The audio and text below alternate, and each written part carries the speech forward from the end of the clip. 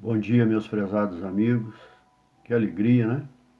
Retornar para os nossos estudos, sempre rogando ao nosso Pai, nosso Deus, nosso Criador, aquele que nos vitaliza todo dia, que nos fortalece, que nos dá a oportunidade da vida e que enviou a nós seu Filho, que é o nosso guia, o nosso modelo, aquele que nós devemos tentar copiar, se assemelhar e sermos conduzidos por ele. E que sua mãe, Maria Santíssima, toda a espiritualidade de luz, todos os espíritos trabalhadores no bem, todos nós, uns com os outros, possamos seguir essa bússola que é o Cristo e o amor que ele tenta infundir em nós para que saibamos relacionar uns com os outros, né? Vamos rogar a Emmanuel, né? Que vamos fazer uma reflexão belíssima dele sobre o tema de hoje. Ele também possa estar toda a pleide do Espírito de verdade, as falanges de Bezerra de Menezes, todas as forças do bem, nos intuam, né, para que possamos ter uma compreensão dessa passagem, não é? Hoje nós vamos abordar a lição 44, que está no Evangelho de Lucas 18:41. É a passagem que todos conhecem do cego de Jericó, que estava à beira do caminho. Jesus passa, ele pressente que é Jesus, então ele grita, não é? Grita pelo Senhor, Jesus passa, depois, já que ninguém o acode, Jesus para e manda buscá-lo, não é? Então ele larga a capa, tem uma série de interpretações, mas o tema que hoje nós vamos fazer uma analogia muito interessante com o capítulo 15, versículos 1 a 17 de João. Diz nesse versículo específico que nós vamos trabalhar hoje, que é o do capítulo 18 de Lucas, né? Versículo 41, que diz assim, dizendo, que queres que eu faça? É uma pergunta que Jesus fala, porque exige dele que ele se defina, que ele seja claro, objetivo naquilo que realmente ele quer, não é? E ele respondeu, Senhor, que eu veja. Então essa questão nós vamos ver no decorrer da interpretação de Emmanuel e daquilo que a gente pôde acrescentar também de outros aportes, né, dos estudos, como as obras básicas, as obras subsidiárias, né, e, acima de tudo, do Evangelho do Cristo. Então aqui trata do cego de Jericó. Mas nós vamos muito além. Será que seria o cego de Jericó ou os cegos de Jericó? Os cegos que até hoje nós somos. Qual ainda é a medida daqueles que estão em profunda cegueira espiritual? Só tem a percepção física da nossa realidade, daquilo que nós fazemos, não é daquilo que nós lidamos circunstancialmente no dia a dia, em todas as questões, os problemas, as vicissitudes, tudo aquilo que compõe o nosso círculo de vida e da humanidade, não é? Então, será que era só ele que era o cego ali? Então, nós vamos ver essa questão. Quem era o único que tinha uma visão ampla de tudo? Ali nós tínhamos uma gama de pessoas, desde sacerdotes, né, os saduceus, fariseus, toda aquela gama que seguia Jesus para tentar confabular contra ele. Nós tínhamos os apóstolos diretos, né, os 12, os indiretos, os seguidores, e a massa, o povo, não é? Então, quantos ali também eram cegos? Será que esse cego teve a percepção de que algo novo passava por ele? Então ele grita, ele suscita ajuda, né, dessa luz, porque ele teve uma percepção que algo poderia ser mudado nele com a energia, com a força daquele que passava por ali. E é interessante nesse capítulo 18 e parte do 19, nós temos várias parábolas aqui, é um conjunto de parábolas, né, onde justamente são os preceitos humanos que são os maiores obstáculos a nós mesmos. São aquilo que nós criamos, aquilo que nós estabelecemos como regras de comportamento e uma série de outras situações. Por isso nós vamos observar aqui, em todos esses atores, né, esses participantes dessa parábola ou dessas parábolas, né, nós vamos ver os vários níveis de cegueira. A cegueira física, né, a cegueira sensorial, perceptiva, mas acima de tudo, como está o nosso grau de cegueira espiritual. Para isso, como eu disse antes, nós vamos fazer uma analogia com João 15:17, onde lá Jesus diz, eu sou a videira verdadeira, né? E meu pai é o vinheteiro. Isso é de fundamental importância. Nós vamos até o versículo 4, só fazer essa analogia, não é? Então ele diz, os sarmentos que em mim não dão fruto, ele os arranca. Os que dão fruto, os poda para que deem mais fruto. Vós já estáis limpos pela palavra que vos disse. Permanecei em mim e eu em vós. Aqui esse verbo, esse vocábulo grego, meno, esse vocábulo e esse verbo permanecer, só no Novo Testamento ele está em torno de 115, 118, 120 vezes, conforme a tradução. É muito usado.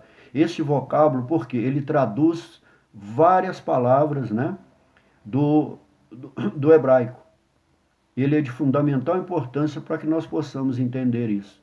Leiam João capítulo 15, versículo 1 a 17, que vocês vão entender muito bem o que eu estou falando. Porque o que é permanecer, né? Esse sentido que nós estamos dando a essa frase, esse verbo permanecer, ou seja, você pode permanecer vivo em espírito, dando sequência nesse processo evolutivo, ou você pode apenas, nos seus processos reencarnatórios, permanecer em um determinado lugar, ou permanecer num determinado fato histórico, numa razão histórica. Então, nós permanecemos ou estamos permanecendo à beira do caminho, ou estamos sendo, ao permanecer, como Cristo diz, permanecer em mim e eu em vós. Ou seja, no Evangelho. Cristo é o Evangelho, é os seus ensinos. Ou estamos sendo vitalizados por essa seiva. Não é? Por isso que ele é a videira. Ele veio vitalizar essa seiva. Todas essas sementes que estão plantadas aqui nesse plano, que somos nós. Nós estamos sendo vitalizados por essa semente, por essa seiva que é o Cristo, ou estamos apenas à beira do caminho? É a pergunta e aquilo que nós temos que conduzir nesse estudo, não é? Então, vamos seguir para o que Emmanuel fala. O cego de Jericó é das grandes figuras, olha, dos ensinamentos do Evangelho, porque tem ensinamentos muito profundos e muitas leituras nisso aqui. Isso aqui é um grande paradoxo, meus irmãos. Paradoxo enorme que o Cristo traz para nós com essa parábola, né? Esse do cego mendicante, que estava mendigando à beira do caminho, né? Então, quando Jesus passa, ele é reprimido, ele é chamado a atenção de forma dura, não é? Pelos os que circundavam, pelos que estavam em volta e por toda aquela multidão que acompanhava Jesus, não é? Ou seja, mas ele tem o quê? Ele tem aquela percepção interior que os outros não têm. Até mesmo os 12 apóstolos, porque eles passaram.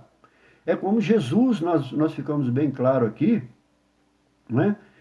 Porque eles também, com os olhos físicos, apenas enxergando, né, as formas, né, do mundo material, tudo aquilo que estava em volta, as paisagens, as pessoas, ou seja, essa é a visão física, ela só não dá percepção disso.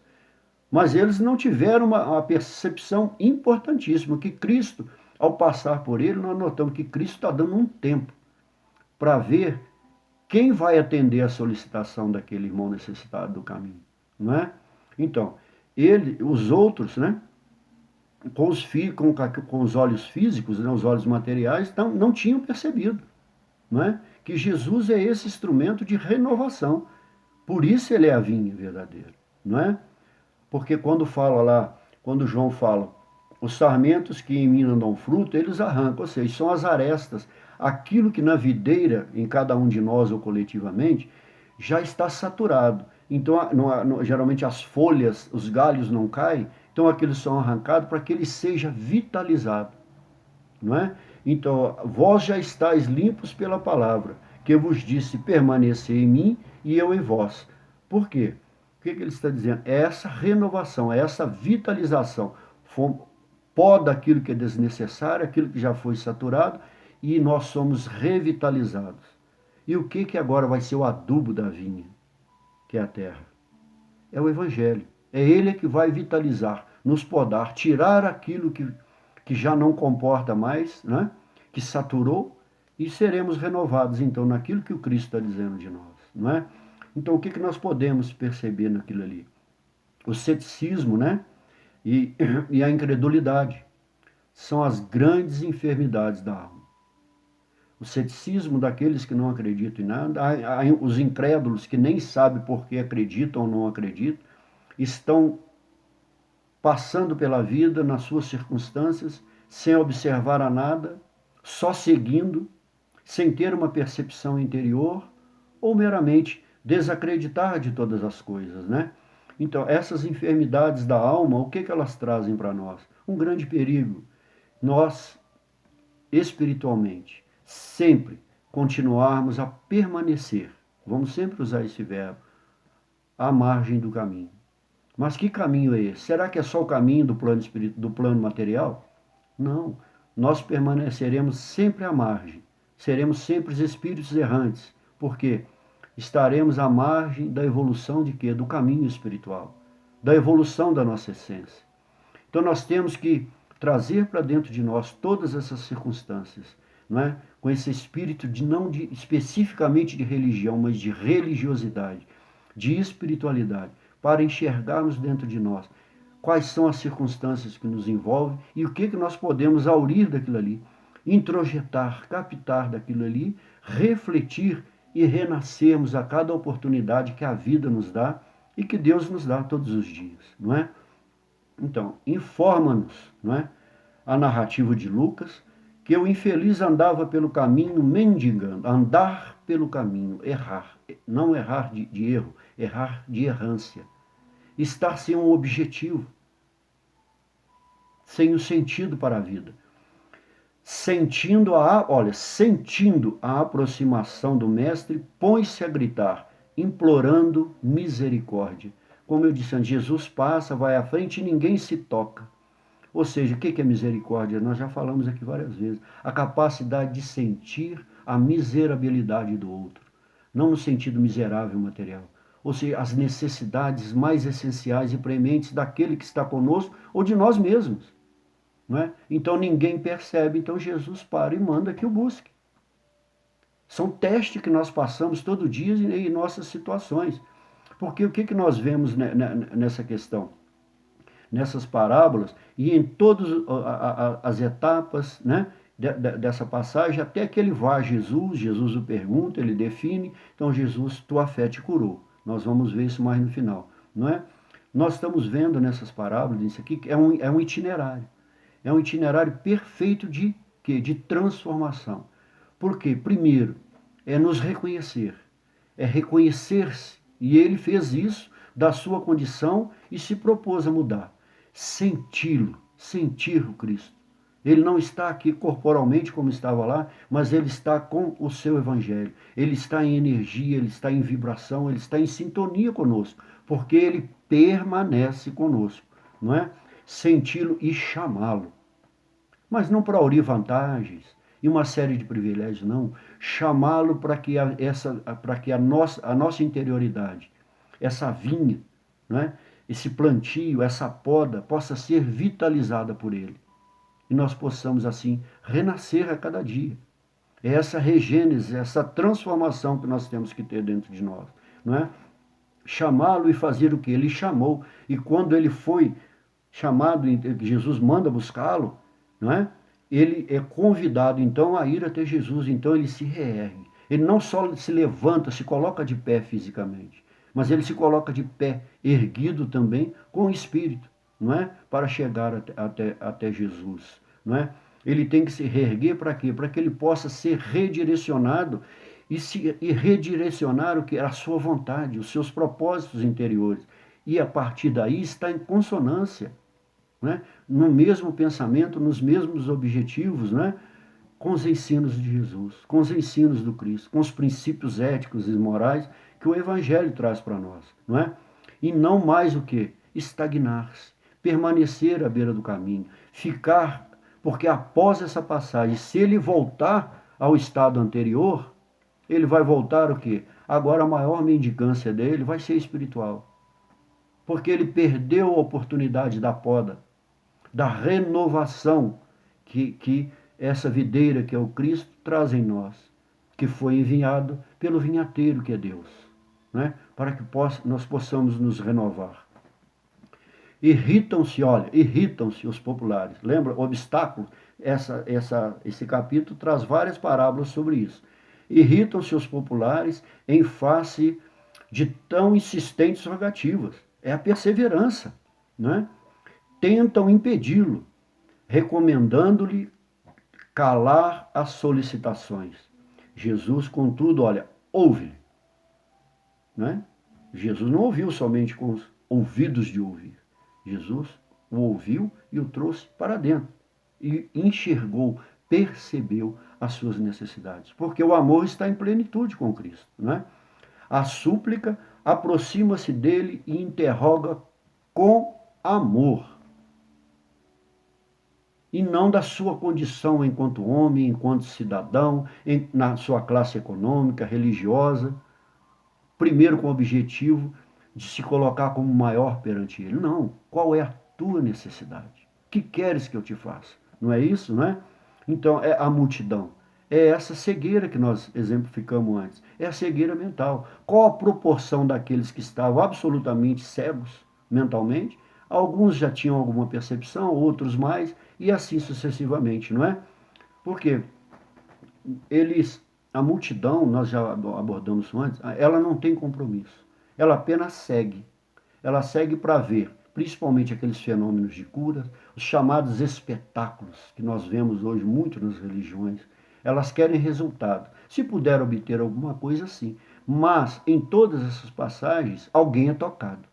E um que seja tocado passa a ser também instrumento de transformação, passa a pertencer à vinha. Ele vai permanecer com o Cristo e o Cristo nele. E também vai se tornar um agente transformador, não é? Então, essa cegueira íntima, né, que só espera a multidão, é a cegueira íntima daquela gama de pessoas, não é, que só está esperando o quê? Favores divinos, favores de Deus, mas não querem empreender esforços de transformação, não querem reerguer-se, não querem enxergar intimamente, não é? Então, elas permanecem à beira do caminho. São cegos errantes, como nós falamos, não é? No versículo 35, é muito interessante, porque lá quando nos diz lá, por que nós ainda os deixamos à beira do caminho? Por que eles permanecem ainda à beira do caminho?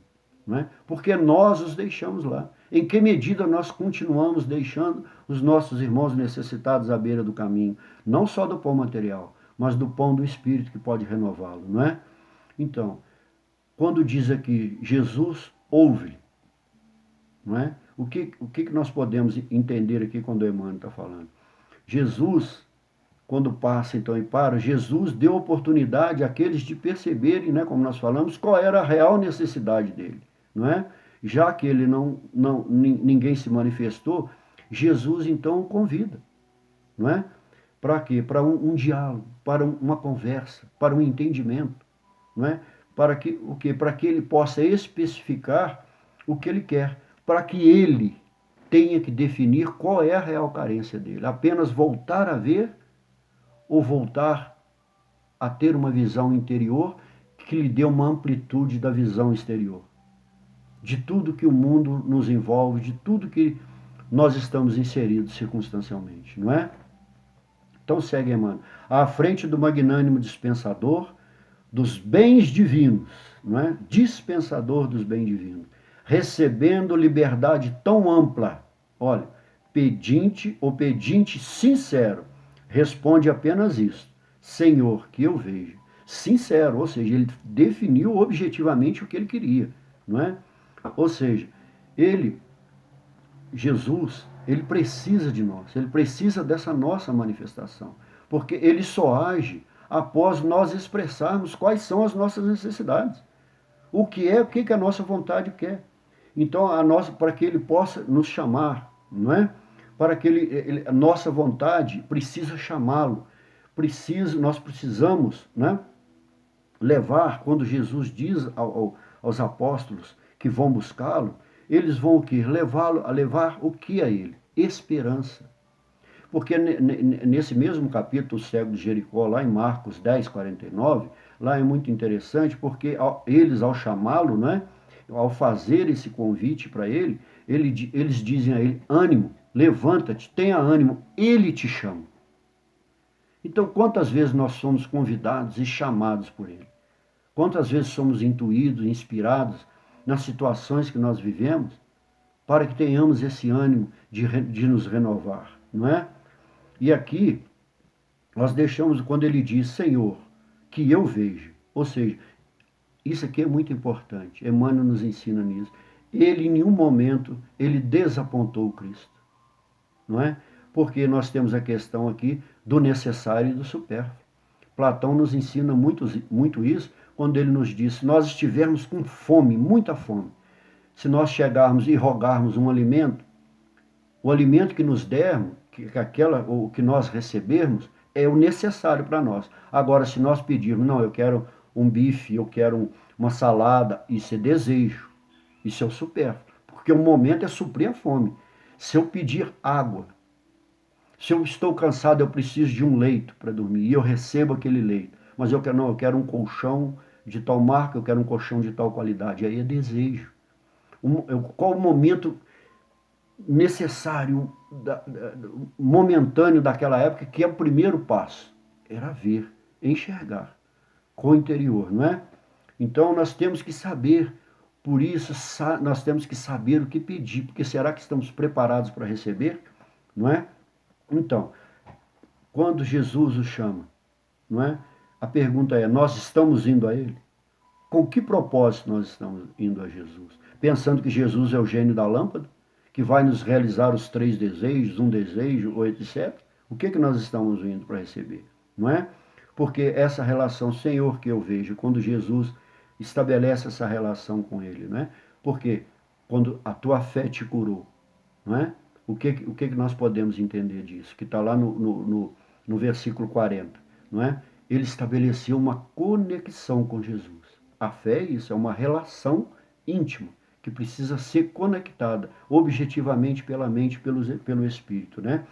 Daí o quê? O que Jesus fez? Será que nós, os homens de hoje, fariam isso? Jesus transferiu o mérito de tudo. Tua fé te salvou. Porque ele fez a parte dele e foi objetivo, não é? A pergunta é: 2020 anos depois, nós ainda precisamos de um guia para ir a Jesus, mesmo sendo cristãos? Será que todos os cristãos estão indo mesmo a Jesus com um objetivo traçado? É uma pergunta que nós temos que fazer, não é? O propósito desse cego honesto e humilde deveria ser o nosso, olha, em todas as circunstâncias da vida, nos diz Emmanuel. Porque em todas as circunstâncias da vida, se nós fizermos isso de forma sincera, como Emmanuel disse aqui, com um propósito honesto e humilde, nós vamos poder ver. Nós vamos ver e nós vamos, acima de tudo, poder o quê? Discernir, compreender, ter uma compreensão geral daquilo que nos envolve, mudar a forma de viver, dos relacionamentos, porque todo relacionamento tem um custo. E todo relacionamento precisa do fundamento que do amor, de uma conduta readequada. Nós precisamos readequar a nossa conduta a essa nova proposta de vida, fundamentada no perdão. Ou seja, é um olhar para o outro. Nós não vamos mais ter o olhar só para nós mesmos e os nossos, né?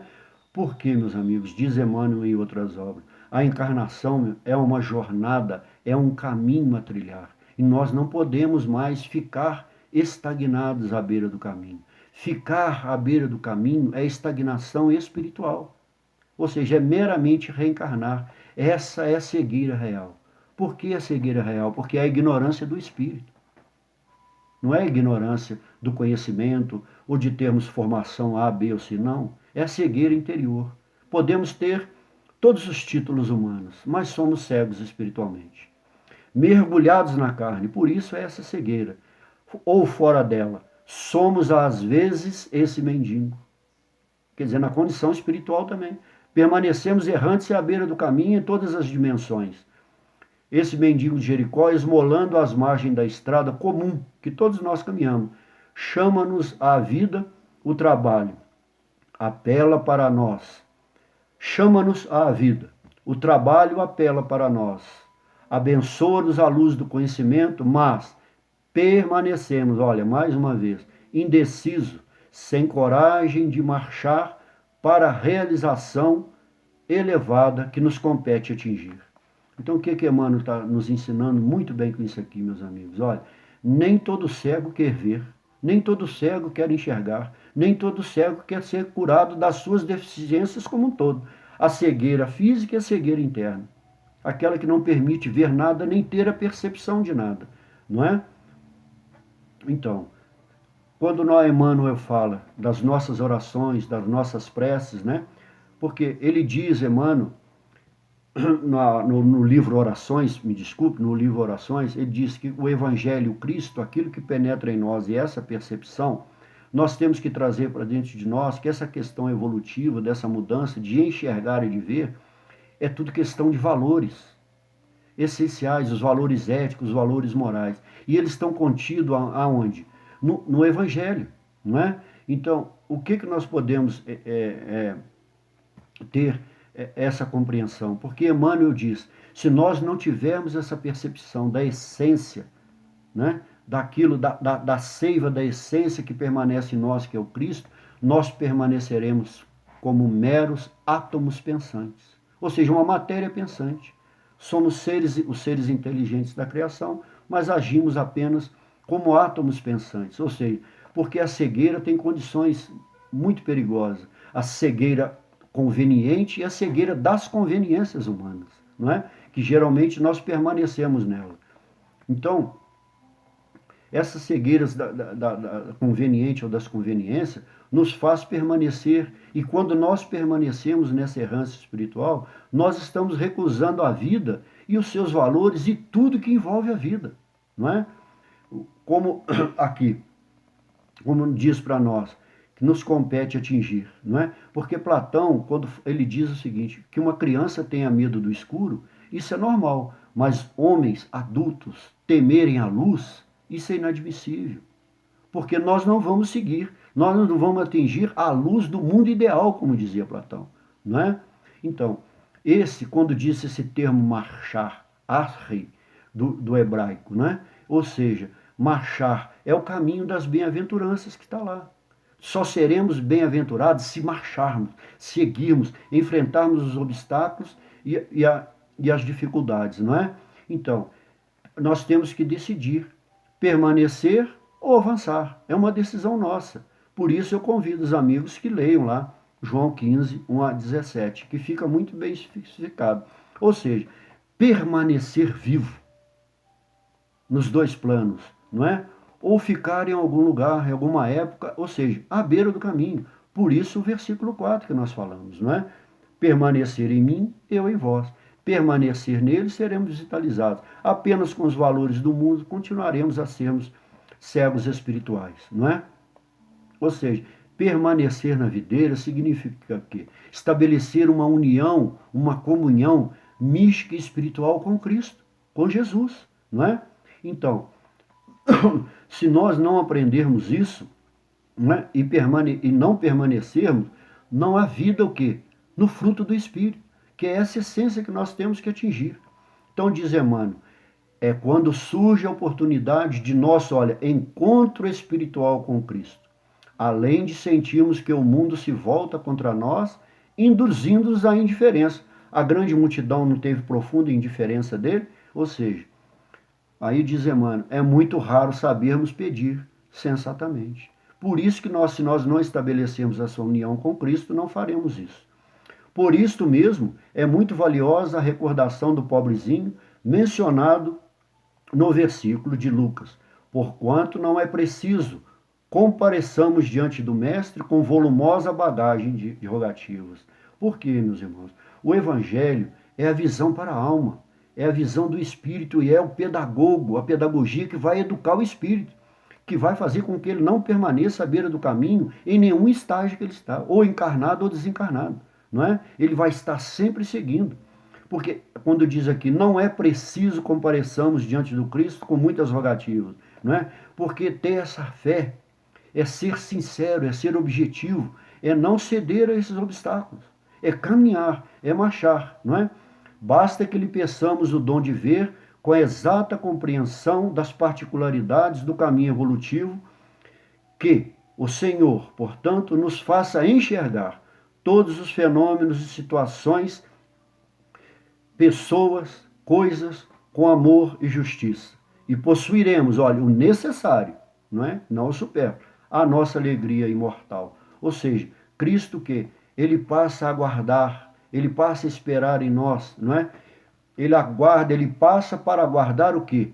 Para que esses ordenamentos, esses questionamentos se realizem em nós, para que nós tenhamos essa profundidade, não é? Então, porque aquele que ama, como Jesus viu naquele cego, ele vê todos. Por que ele aguardou e ele esperou? Porque aquele que ama vê na semente a sua essência e todos os seus potenciais, todas as suas potencialidades, todos os seus frutos que estão em potência e vão se tornar ato, como nós já falamos outras vezes, não é? Então, Deus e o Cristo, não é? Nunca colhe, meus amigos, frutos verdes. Ele espera o momento certo, porque a maturação desse fruto, ele só vai ser maturado, ela só vai ser o que? Consolidada. Ele vai ter só essa amplitude da vida e de tudo que nos circunda, né? Na medida em que a visão do Espírito, o que souber definir quais são as suas prioridades na relação com Deus, na relação com Cristo, com o próximo, e que tudo que nos envolve, e principalmente conosco mesmo. Só enxergando a seiva, a essência daquilo que está em nós, que o Cristo, através de Deus, através do Cristo, traz a todo momento para nós, suscita dentro de nós, em nosso interior. Então nós precisamos ser maturados. Por isso ele fala poda. A poda é a renovação, é a vitalização. Toda vez que nós retiramos essas arestas materiais, essas imperfeições, nós estamos renovados por essa seiva, que é a videira, que é o Cristo, que é o Evangelho. Ele é que vitaliza o fruto para se fortalecer. Então, para encerrarmos, o que nós podemos entender disso, meus? A vitalidade dos frutos. O que irá nos vitalizar? Se dará na mesma medida, meus irmãos, que nós compreendermos isso e praticarmos. Ter a compreensão, mas sem praticar, então, como seremos vitalizados? Evangelho de João, capítulo 15, versículo 12. Por isso que está esse permanecer. Quando nós falarmos lá o mandamento de Jesus, amai-vos uns aos outros como eu vos amei. Então, o amor é o fundamento disso tudo. Se isso acontecer, meu amor, meus amigos, meus queridos amigos, né, através desse amor, ninguém ficará mais à margem do caminho. Todos serão recolhidos e acolhidos. Que a paz do Divino Mestre esteja convosco. Tenham todos um ótimo final de semana.